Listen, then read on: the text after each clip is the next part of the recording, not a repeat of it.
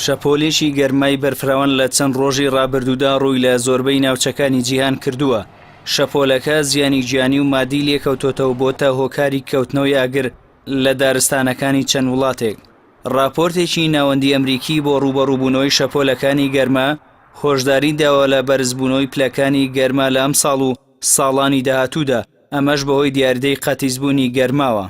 راپۆرتەکە ئاماژەی بەوەش کردووە بەرزبوونەوەی پلەکانی گەرما کاریگەری زیاتری لەسەر منداڵ و کەسانی بەتەمەن و ڕەشپێس و توشبوانی نەخۆشیەکانی دڵ و شەکرە هەیە. بە جۆرێک لە 53 قوربانیەکانی گەرما لە تەمەنی نێوان 15 بۆ 64 ساڵیدایە و قوربانیەکانی سەروی 65 ساڵ بە ڕێژەی لە 140 و ئەوانەی لە خوار 15 ساڵەوەن بە ڕێژەی 170 مەترسیان لەسەرە.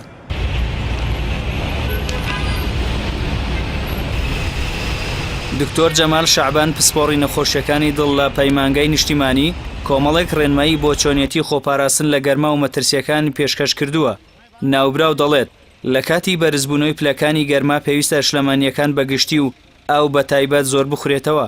تەنانەت نابێت چاوەڕێی تینوێتی بکرێت و دەبێت لە کاتی بەرزبوونەوەی پلەی گەرما بەر لە هەستکردن بە تینوێتی چەند کوپێک ئاو بخورێتەوە. جگە لە ئاو خواردنی میوە گرنگە بە تایبەتەوانەی بڕێکی زۆر لە ئاویان تێدا وەک کاڵەک و شووتی. هاوکات خۆپاراستن لە خواردن و خواردنەوە گەرمەکان و خواردنی سوێر و مادە کەحولیەکان پێویستە، چونکە لاشەی مرۆڤ بەرە وشکبوونەوە دەبن. هەروەها خۆپاراستن لە عێراقکردنەوەی زۆر ڕێگایەکی ترە بۆ دوورکەوتنەوە لە مەترسیەکانی گەرما. دەشکرێت لە کاتی توشبوونیە و حاڵەتە بە خواردنەوەی شەربەت و گیراوەکان قەرەبوو بکرێتەوە.